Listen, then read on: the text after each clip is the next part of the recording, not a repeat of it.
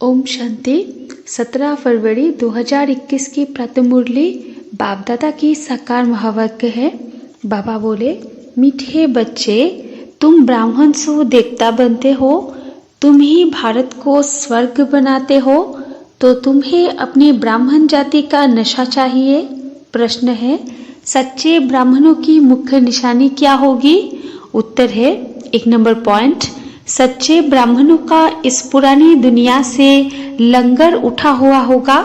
वो जैसे इस दुनिया का किनारा छोड़ चुके।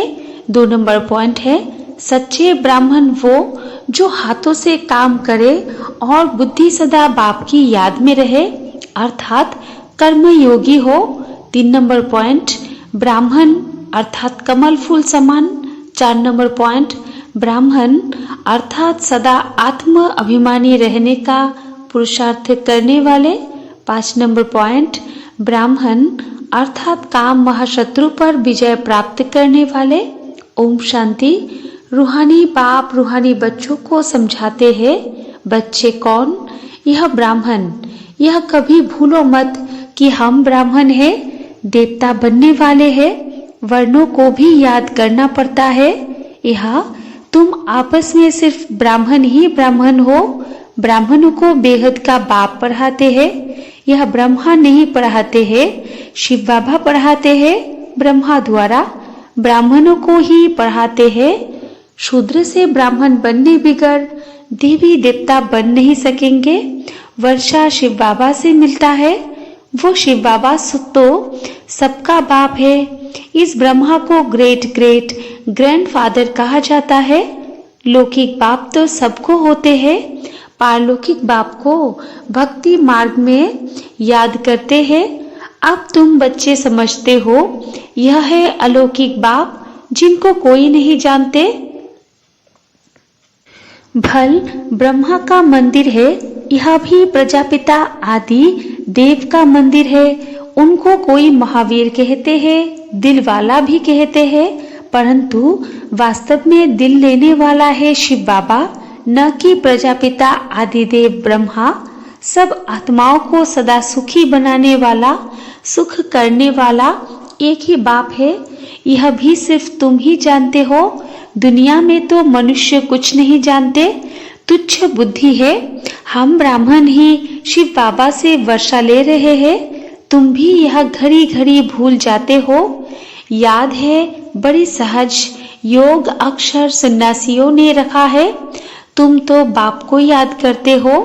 योग कॉमन अक्षर है, इनको योग आश्रम भी नहीं कहेंगे। बच्चे और बाप बैठे हैं। बच्चों का फर्ज है बेहद के बाप को याद करना। हम ब्राह्मण हैं, दादे से वर्षा ले रहे हैं ब्रह्मा द्वारा। इसलिए शिव बाबा कहते हैं, जितना हो सके याद करते रहो। चित्र भी भल रखो तो याद रहेगी। हम ब्राह्मण हैं, बाप से वर्षा लेते हैं। ब्राह्मण कभी अपनी जाति को भूलते हैं क्या? तुम शूद्र के संग में आने से ब्राह्मणपना भूल जाते हो। ब्राह्मण तो देवताओं से भी ऊंच है, क्योंकि तुम ब्राह्मण नॉलेजफुल हो। भगवान को जानी जाननहार कहते हैं ना, उसका भी अर्थ नहीं जानते। ऐसे नहीं कि सबके दिलों में क्या है वो बैठ देखते हैं। नहीं, उनको सृष्टि के आदि मध्य अंत का नॉलेज है। वो बीज रूप है, झाड़ के आदि मध्य अंत को जानते हैं। तो ऐसे बाप को बहुत याद करना है। इनकी आत्मा भी उस बाप को याद करती है। वो बाप कहते हैं, यह ब्रह्मा भी मुझे याद करेंगे तब यह पद पाएंगे। तुम भी याद करेंगे तब पद पाएंगे। पहले पहले तुम अशरीरी आए थे, फिर अशरीरी बनकर वापस जाना है। और सब तुमको दुख देने वाले हैं, उनको क्यों याद करेंगे? जबकि मैं तुमको मिला हूँ, मैं तुमको नई दुनिया में ले चलने आया हूँ। वहाँ कोई दुख नहीं, वो है देवी संबंध। यहाँ पहले पहले दुख होता है स्त्री पुरुष के संबंध में, क्योंकि विकारी बनते हैं। तुमको अब मैं उस दुनिया का लायक बनाता हूँ जहाँ विकार की बात नहीं है। यह काम महाशत्रु गाया हुआ है, जो आदि मध्य अंत दुख देता है। क्रोध के लिए ऐसे नहीं कहेंगे कि यह आदि मध्य अंत दुख देता है। नहीं, काम को जितना है वही आदि मध्य अंत दुख देता है, पतित बनाता है। पतित अक्षर विकार पर लगता है। इस दुश्मन पर जीत पानी है। तुम जानते हो हम स्वर्ग के देवी देवता बन रहे हैं। जब तक यह निश्चय नहीं तो कुछ पा नहीं सकेंगे। बाप समझाते हैं बच्चों को मनसा वाचा कर्मणा एक्यूरेट बनना है, मेहनत है। दुनिया में यह किसको पता नहीं कि तुम भारत को स्वर्ग बनाते हो। आगे चलकर समझेंगे। चाहते भी है वन वर्ल्ड, वन राज्य, वन रिलीजियस, वन भाषा हो। तुम समझा सकते हो सतयुग में आज से 5000 वर्ष पहले एक राज्य, एक धर्म था जिसको स्वर्ग कहा जाता है। राम राज्य और रावण राज्य को भी कोई नहीं जानते। 100% तुच्छ बुद्धि से अब तुम स्वच्छ बुद्धि बनते हो। नंबरवार पुरुषार्थ अनुसार बाप बैठ तुमको पढ़ाते हैं। सिर्फ बाप की मत पर चलो। बाप कहते हैं कि पुरानी दुनिया में रहते कमल फूल समान पवित्र रहो, मुझे याद करते रहो। बाप आत्माओं को समझाते हैं, मैं आत्माओं को ही पढ़ाने आया हूँ इन ऑर्गन्स द्वारा। तुम आत्माएं भी ऑर्गन्स द्वारा सुनती हो। बच्चों को आत्म अभिमानी बनना है। यह तो पुराना छी शरीर है। तुम ब्राह्मण पूजा के लायक नहीं हो। तुम गायन लायक हो, पूजने लायक देवताएं है। तुम श्रीमत पर विश्व को पवित्र स्वर्ग बनाते हो, इसलिए तुम्हारा गायन है। तुम्हारी पूजा नहीं हो सकती। गायन सिर्फ तुम ब्राह्मणों का है, न कि देवताओं का। बाप तुमको ही शूद्र से ब्राह्मण बनाते हैं। जगत अम्बा ब्रह्मा आदि के मंदिर बनाते हैं, परंतु उनको यह पता नहीं है कि यह कौन है। जगत पिता तो यह ब्रह्मा हुआ ना, उनको देवता नहीं कहेंगे। देवताओं की आत्मा और शरीर दोनों पवित्र है। अब तुम्हारी आत्मा पवित्र होती जाती है, पवित्र शरीर नहीं है। अब तुम ईश्वर की मत पर भारत को स्वर्ग बना रहे हो। तुम भी स्वर्ग के लायक बन रहे हो। सतो प्रधान जरूर बनना है। सिर्फ तुम ब्राह्मण ही हो जिनको बाप बैठ पढ़ाते हैं। ब्राह्मणों का झाड़ वृद्धि को पाता रहेगा। ब्राह्मण जो पक्के बन जाएंगे वो फिर जाकर देवता बनेंगे। यह नया झाड़ है। माया के तूफान भी लगते हैं। सतयुग में कोई तूफान नहीं लगता। यह माया बाबा की याद में रहने नहीं देती। हम चाहते हैं बाबा की याद में रहे, तमो से सतो प्रधान बने, सारा मदहारे याद पर। भारत का प्राचीन योग मशहूर है। विलायत वाले भी चाहते हैं प्राचीन योग कोई आकर सिखलाए। अब योग भी दो प्रकार के हैं, एक है हठयोगी, दूसरे है राजयोगी। तुम हो राजयोगी। यह भारत का प्राचीन राजयोग है जो बाप ही सिखलाते हैं। सिर्फ गीता में मेरे बदले कृष्ण का नाम डाल दिया है। कितना फर्क हो गया है। शिव जयंती होती है तो तुम्हारी बैकुंठ की भी जयंती होती है, जिसमें श्री कृष्ण का राज्य है।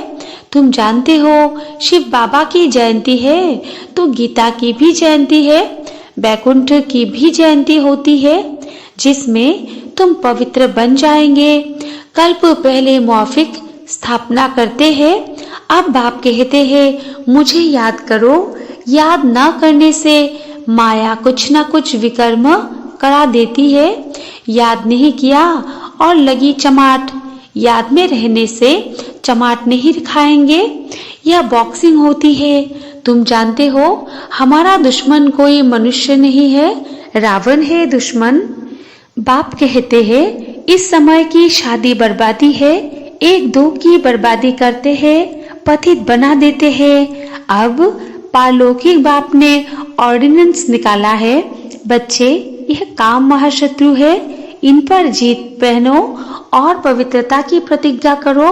कोई भी पतित ना बने। जन्म जन्मांतर तुम पतित बने हो इस विकार से, इसलिए काम महाशत्रु कहा जाता है। साधु संत सब कहते हैं पतित पावन आओ, सतयुग में पतित कोई होता नहीं। बाप आकर ज्ञान से सर्व की सद्गति करते हैं। अब सभी दुर्गति में है। ज्ञान देने वाला कोई नहीं है। ज्ञान देने वाला एक ही ज्ञान सागर है। ज्ञान से दिन है राम का, रात है रावण की। इन अक्षरों का यथार्थ अर्थ भी तुम बच्चे समझते हो। सिर्फ पुरुषार्थ में कमजोरी है। बाप तो बहुत अच्छी रीति समझाते हैं। तुमने 84 जन्म पूरे किए हैं। अब पवित्र बनकर वापस जाना है। तुमको तो शुद्ध अहंकार होना चाहिए। हम आत्माएं बाबा की मत पर इस भारत को स्वर्ग बना रहे हैं, जिस स्वर्ग में सिर्फ फिर राज्य करेंगे। जितनी मेहनत करेंगे उतना पद पाएंगे। चाहे राजा रानी बनो, चाहे प्रजा बनो। राजा रानी कैसे बनते हैं वो भी देख रहे हो। फॉलो फादर गाया जाता है। अब की बात है, लौकिक संबंध के लिए नहीं कहा जाता। यह बाप मत देते हैं। मामेकम याद करो तो विकर्म विनाश होंगे। तुम समझते हो हम अभी श्रीमत पर चलते हैं, बहुतों की सेवा करते हैं। बच्चे बाप के पास आते हैं तो शिव बाबा भी ज्ञान से बहलाते हैं। यह भी तो सीखते हैं ना। शिव बाबा कहते हैं मैं आता हूँ सवेरे को। अच्छा, फिर कोई मिलने के लिए आते हैं तो क्या यह नहीं समझेंगे? ऐसे कहेंगे क्या कि बाबा आप आकर समझाओ, मैं नहीं समझाऊंगा। यह बड़ी गुप्त गुह्य बातें है ना।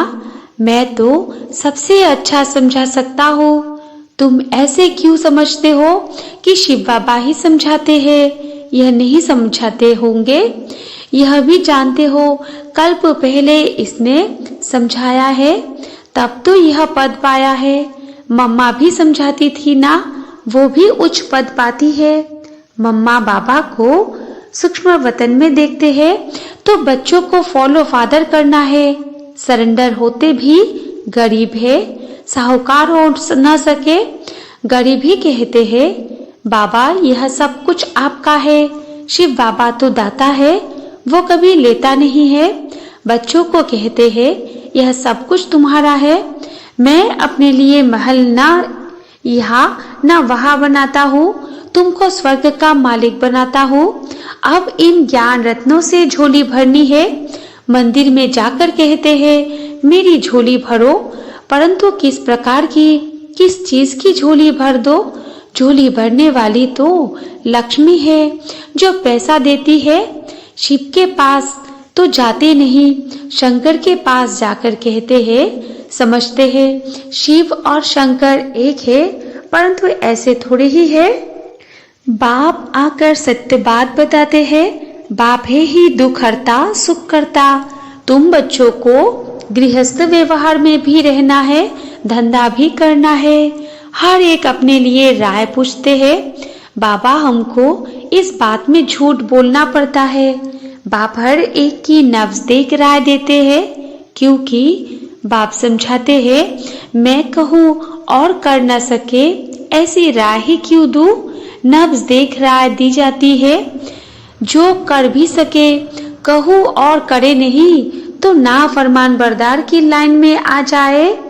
हर एक का अपना अपना हिसाब किताब है। सर्जन तो एक है, उनके पास आना पड़े। सर्जन तो एक ही है, सबको पूछना चाहिए बाबा इस हालत में हमको कैसे चलना है, अब क्या करें? बाप स्वर्ग में तो ले जाते हैं। तुम जानते हो हम स्वर्गवासी तो बनने वाले हैं। अब हम संगमवासी है। तुम अब ना नर्क में हो ना स्वर्ग में हो। जो जो ब्राह्मण बनते हैं उनका लंगर इस छीछी दुनिया से उठ चुका है। तुमने कलियुगी दुनिया का किनारा छोड़ दिया है।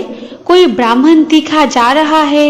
याद की यात्रा में कोई कम कोई हाथ छोड़ देते हैं, अर्थात फिर कलयुग में चले जाते हैं।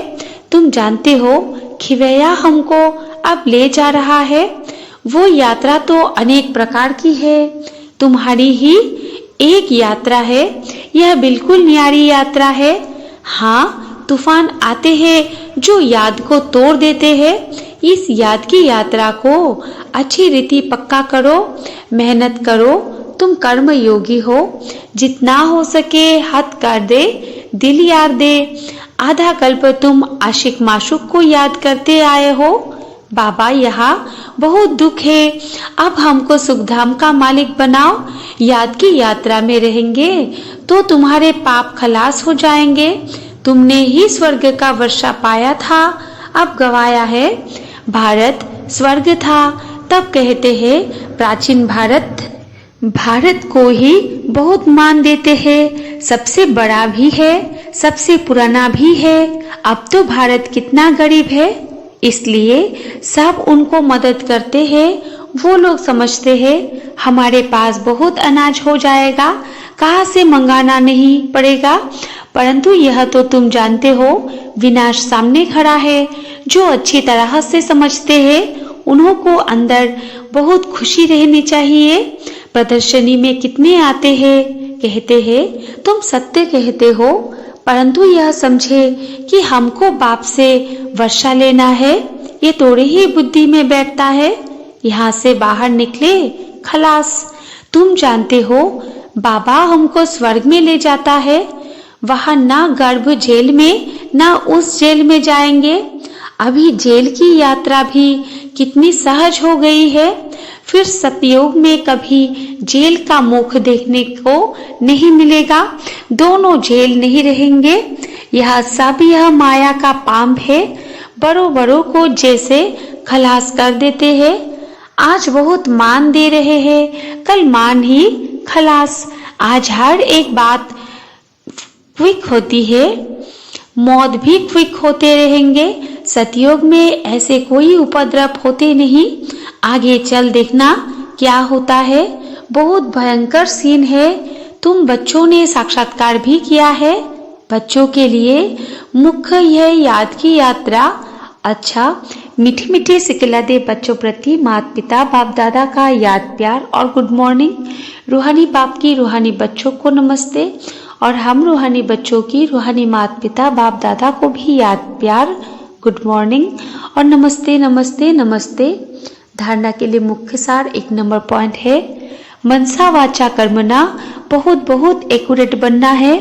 ब्राह्मण बनकर कोई भी शूद्र के कर्म नहीं करने हैं।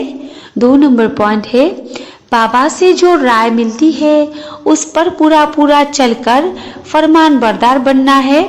कर्म योगी बन हर कार्य करना है। स्वर्ग की झोली, सर्व की झोली ज्ञान रत्नों से भरनी है। वरदान है, अमृत वेले के महत्व को समझकर यथार्थ रीति योज करने वाले सदा शक्ति संपन्न भव। विस्तार में है, स्वयं को शक्ति संपन्न बनाने के लिए रोज अमृत वेले तन की और मन की सैर करो। जैसे अमृत वेले समय का भी सहयोग है, बुद्धि सत्व प्रधान स्टेज का भी सहयोग है, तो ऐसे वरदानी समय पर मन की स्थिति भी सबसे पावरफुल स्टेज की हो।